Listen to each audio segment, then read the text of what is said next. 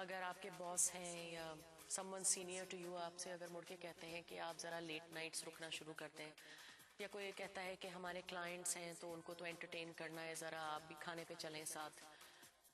اگر آپ کو یہ بیہیویئر ان اپروپریٹ لگتا ہے یا اگر آپ کو یہ لگتا ہے کہ یہ کچھ صحیح نہیں لگ رہا آپ کو، تو ہو سکتا ہے آپ سیکشول ہراسمنٹ کے شکار ہوں. اس کے خلاف اب لا نکل آئی ہے. ہم یہ شو اسی لیے کر رہے ہیں کہ ہم یہ اویئرنیس پھیلائیں، لوگوں کو پتہ چلے کہ یہ اب ایک ملک میں جرم ہے.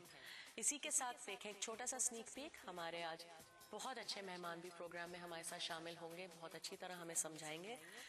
جہاں پہ بھی خواتین جاتی ہیں کام کرنے، بے شک وہ آپ کے گھر آتی ہوں کام کرنے، وہ دفتروں میں جاتی ہوں، وہ بڑے دفتروں میں جاتی ہوں، ہسپتالوں میں جاتی ہوں، زیادہ تر خواتین سیکشول ہراسمنٹ کی شکار ہوتی ہیں. یہ ہم سمجھنے کی کوشش کر رہے ہیں کہ ان مردوں کو اجازت کیسے ملتی ہے ان کے ساتھ ایسا برتاؤ کرنے کے لیے، اور اگر وہ ایسا کرتے بھی ہیں تو ان کی اکاؤنٹیبلٹی کیا ہے. اس لیے آج ہم نے پروگرام میں دعوت دی ہے ملیحہ حسین صاحبہ کو. السلام علیکم ملیحہ صاحبہ. آپ پروگرام ڈائریکٹر ہیں مہر گڑھ کی اور آپ ممبر بھی ہیں آشا کی. اور جو اگلے ہمارے گیسٹ ہیں خالد احمد صاحب، السلام علیکم. آپ کو کسی تعارف کی ضرورت نہیں ہے، ٹی وی پہ خاص طور پہ ہمارے سیلیبریٹی ہیں اور ہمارے بہت ہی ریسپیکٹڈ ڈائریکٹر، پروڈیوسر، ایکٹر ہیں. اور آشا کے ساتھ آپ فیلو ٹریولر ہیں. بہت اچھا لگا، فیلو ٹریولر ہیں آپ آشا کے.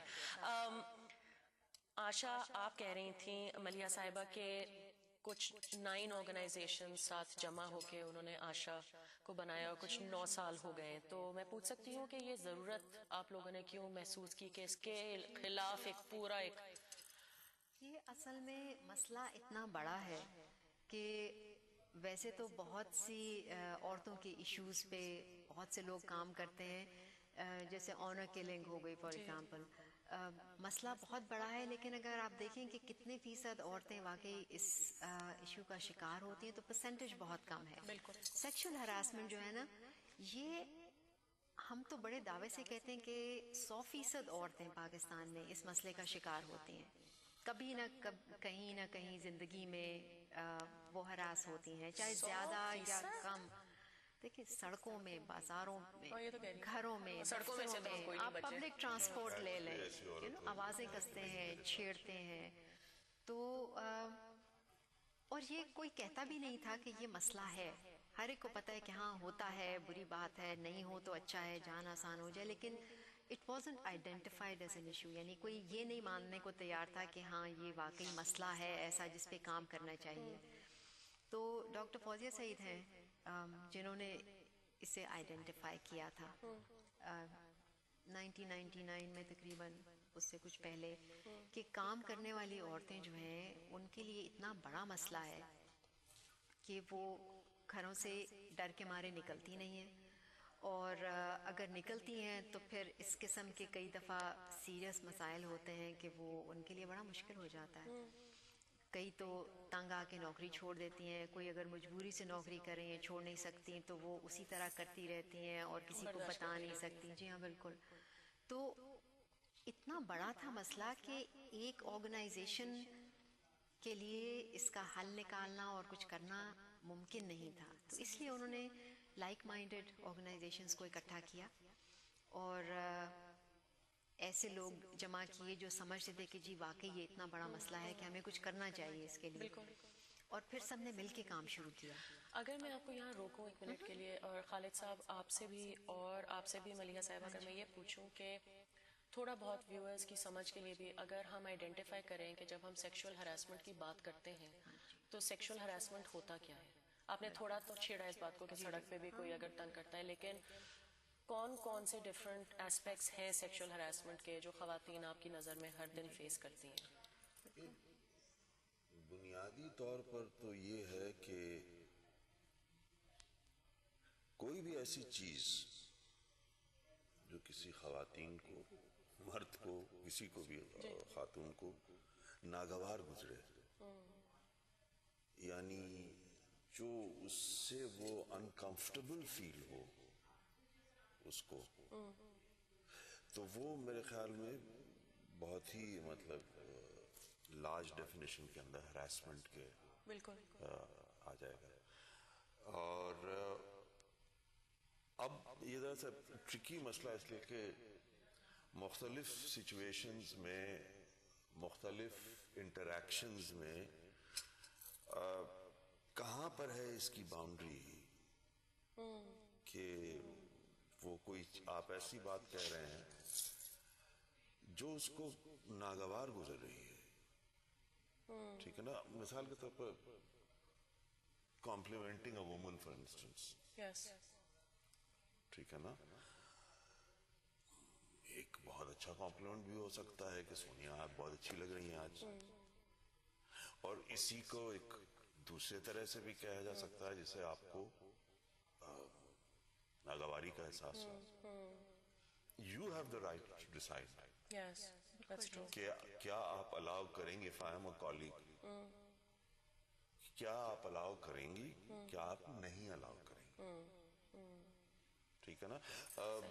بعض اچھا پھر وہ کس کلچرل انوائرمنٹ سے وہ آ رہی ہیں, کیا ہے, ہو سکتا ہے کوئی دوسری خاتون ہو یہاں پہ میری کالگ جن کو شاید میں یہ بھی کہوں کہ آپ بہت اچھی لگ رہی ہیں تو غلط ہوگا. ان کو لگے گا کہ کیوں کہا, تو وہ بہت ہی نازک سا مسئلہ ہے. اور مرد عورت کے انٹریکشن کا مسئلہ ہے. یہاں پہ میں آپ سے ایک بات پوچھ سکتی ہوں کہ ایک اس کی وجہ سے just playing the devil's advocate ایک پیرانویا بھی ہو گیا ہے کہ جیسے ہمارے دوست ہیں, ہمارے رشتے دار ہیں, وہ کہتے ہیں کہ بھائی اب یہ اتنا مسئلہ ہو گیا, جو بیچارے شریف بندے ہیں جو کہتے ہیں کہ بھائی ہم اب کہہ بھی نہیں پاتے اپنی دوستوں سے کہ تم اچھی لگ رہی ہو یا وٹ ایور, کہ وہ یہ نہ سمجھیں کہ ہم لائن مار رہے ہیں, یا it's gone to the other extreme as well. That's I wanted to mention this because بہت سے لوگ جو دیکھیں گے وہ کہیں گے کیا ہے, but جیسے آپ نے کہا there's a fine line. اور سنیا سرپرائزنگلی پتا چل جاتا ہے, that's true, ایک سیکنڈ میں پتا چل جاتا ہے. ایک سیکنڈ میں آپ بے شک گھر سے پہلی دفعہ نکل رہی ہیں, آپ کو پتا چل جائے گا کون کس طرح سے کیا بات کہہ رہا ہے. اسی لیے میں نے کہا کہ اس کا فیصلہ کرنے کا حق صرف آپ کے کہ whether it's benign remark اور it's an offensive remark, یہ فیصلہ کرنے کا آپ کو. اور اگر آپ مجھے بہت اشاروں سے یا بہت ہی کلیئرلی بتا دیں کہ بھئی یہ مجھے نہیں پسند ہے, اور پھر بھی میں کروں تو definitely I'm getting into harassment territory. لیکن جیسے ملیحہ صاحبہ نے کہا کہ بہت سی خواتین یا تو گھر نہیں چھوڑتی اور کام چھوڑ دیتی ہیں, لیکن اگر ریئلسٹکلی ہم دیکھیں تو زیادہ تر خواتین چھوڑ نہیں پاتی. بہت سی ایسی خواتین ہیں, خاص طور پہ ہمارے کچھ ایسے طبقے ہیں جن میں عورتیں ہی کام کرتی ہیں, مرد گھر پہ بیٹھے ہوئے ہوتے ہیں, عورتیں گھر چلاتی ہیں, گھروں میں جاتی ہیں کام کرنے, دفتروں میں جاتی ہیں, تو ان کے پاس وہ لگژری نہیں ہے کہ وہ بیٹھ کے یہ سوچیں کہ مجھے I don't like the way he talks to me, یا باس جو ہیں, خاص طور پہ باس جو ہیں, اگر وہ ڈورے ڈال رہے ہیں یا وہ کچھ لائن مار رہے ہیں یا یہ کہہ رہے ہیں آفس سے تم لیٹ رکو اور بار بار روک رہے ہیں, تو وہ کیسے اس پوزیشن سے نکلے. ہاں, ایک تو میں ذرا سا مینشن کر دوں کہ جو دونوں لاز بنے ہیں ان میں سیکچول ہراسمنٹ کی ڈیفینیشن ڈال دی گئی ہے. اچھا, وہ اس لیے ہے کہ لوگوں کو صاف صاف پتہ چل جائے کہ کیا ہے سیکچول ہراسمنٹ اور کیا نہیں ہے. اور اس میں وہ شروع ہوتی ہے انوانٹیڈ, کہ اگر آپ نہیں چاہتے کہ کوئی آپ سے ایسے بات کرے اور پھر بھی کوئی ایسے بات کر رہا ہے, اس میں پھر زبانی بات بھی ہو سکتی ہے, کچھ لکھ کے میسیجز بھی ہو سکتے ہیں, اور پھر ان کا ای میل SMS بھی اب تو بہت بالکل یہ تو اتنے زیادہ استعمال ہو رہے ہیں. پھر اس کے بعد یہ کہ ہاتھ لگانا جو ہے وہ پھر سیریس ہوتا جاتا ہے, اور وہ کہاں تک جاتا ہے پھر, تو یہ سب چیزیں اس میں آ جاتی ہیں. اور پھر جب جیسے دفتر کے ماحول کو اگر آپ لے لیں تو کوئی آپ کو ہراس کر رہا ہے, آپ نہیں چاہتی کہ وہ آپ سے اس طرح کی بات کریں یا حرکت کریں, اور وہ پھر بھی کر رہے ہیں اور آپ کے کام پہ اثر انداز ہونے لگا, تو وہ بھی اس کی ڈیفینیشن میں شامل کر دیا گیا. پھر اس کے بعد یہ ہے کہ اگر کوئی عورت منع کر دیتی ہے کہ نہیں, وہ کہہ رہے ہیں کہ جی آپ میرے ساتھ کھانے پہ چلیں اور چلیں اور چلیں, اور وہ کہہ رہی ہیں کہ جی نہیں میں نہیں جاؤں گی, دفتر کام کرنے آتی ہوں, اس سے آگے نہیں کروں گی کچھ, تو وہ پھر ریٹیلیٹ کرتے ہیں. وہ انہیں ہوتا ہے کہ بھئی اس ان کے کی بارے یہ میں چیزیں بھی مجال, پھیلاتے ہیں. ہاں کہ اس کی یہ مجال اس نے مجھے منع کر میل دیا. ایٹیچیوڈ یہ ہوتا ہے کہ ان کے بارے میں آپ افواہیں اڑانا شروع کر دیں کہ یہ تو ایسی لڑکی ہے ویسی لڑکی ہے, میٹنگز میں ڈانٹیں گے, ان کے زیادہ کام دینا شروع کر دیں گے. تو یہ سب جو ہے نا ریئیکشن جو ہوتا ہے وہ بھی اس کی ڈیفینیشن میں شامل کر دیا گیا, کیونکہ ہم لوگوں نے بہت سی ریسرچ کی اور اس میں یہی پتہ چلا کہ یہ پیٹرنز ہوتے ہیں. کہ وہ دعوت دیتے ہیں, اگر کسی نے منع کر دیا تو پھر وہ ریئیکٹ کرتے ہیں. تو وہ جو ہے پورا پیٹرن وہ اس ڈیفینیشن کا حصہ بن یہاں میں گیا. آپ کو روک سکتی ہوں کیونکہ ایک وقفہ لینا بھی ضروری ہے.